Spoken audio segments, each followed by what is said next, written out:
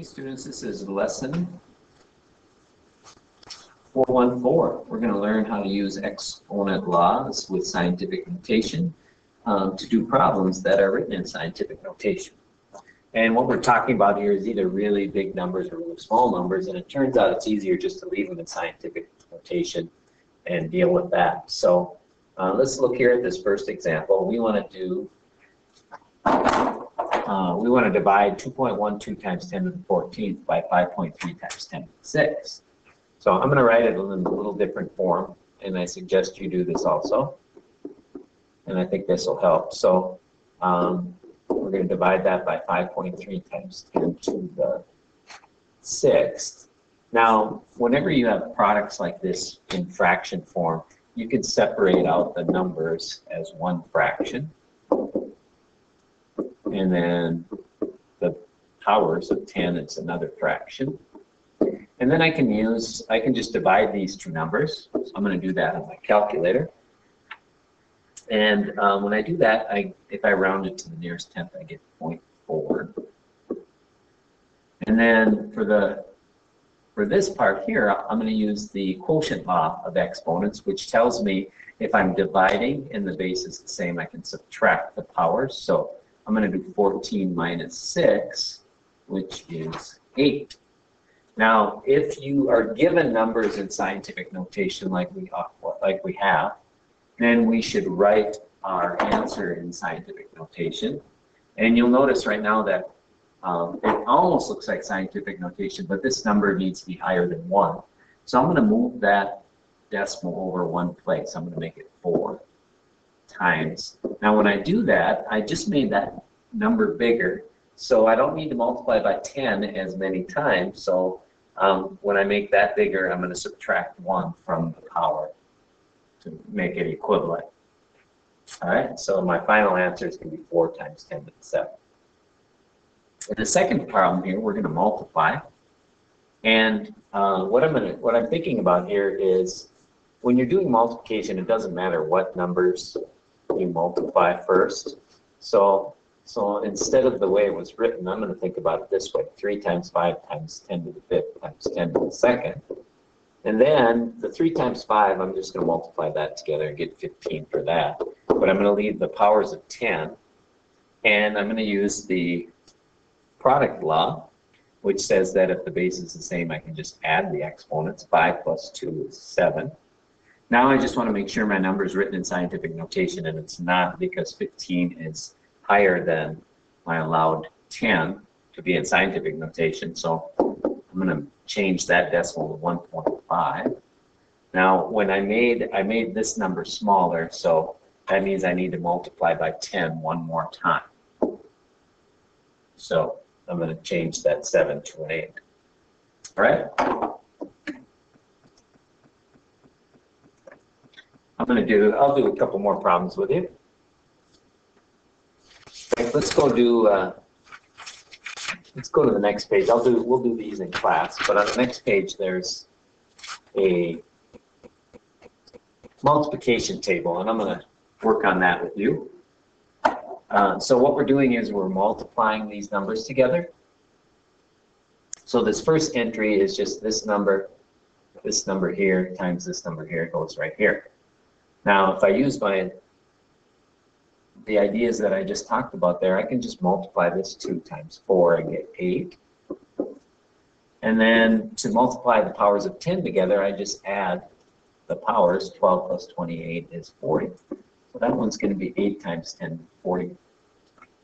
Now moving over here to find this number times this number here is equal to that number there.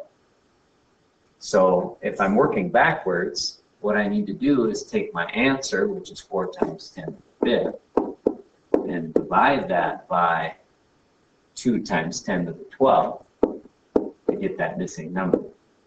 And to do that, I'm going to just do 4 divided by 2, do this part separately, which is 2. And then when I'm dividing, I just subtract the exponents. 5 minus 12 is negative 7. And for this, we're going to allow that you leave, since these are in scientific notation, you can leave a negative exponent in your answer. So right here, this spot is 2 times 10 to the negative 7. Now I can use that answer to get these two answers by multiplying by these. Let's, I'm going to do this one here with you, the one with the variable. So I want to take 8 times 10 to the a times 4 times 10 to the 28. So I'm going to write that over here. 8 times 10 to the a power times 4 times 10 to the 28th power. Again, I'm going to multiply these two together. 8 times 4 is 32. And since we have the same base, we need to add the exponent, a plus 28. I'm just going to put that there.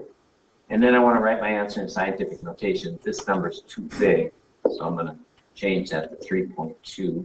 And since I made that number smaller, that means I need to multiply by 10 one more time. So I need to add one more to the exponent. That's going to be 8 plus 29. So 3.2 times 10 to the a plus 29 goes there. All right? Let's do one in the division here.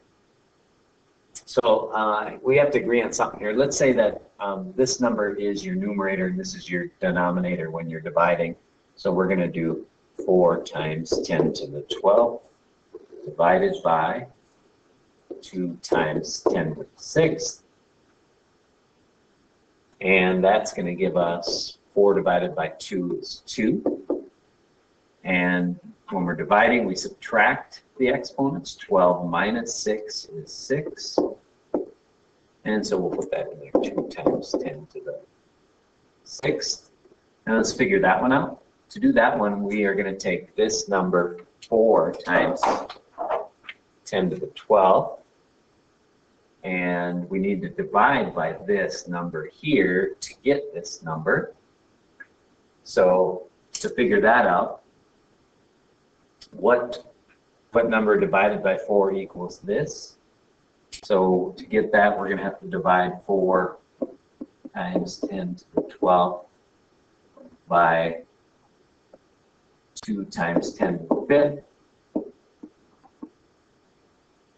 And that number, 4 divided by 2 is 2. Subtract the exponents. 12 minus 5 is 7. So this number is, write that in black, 2 times 10 to the 7.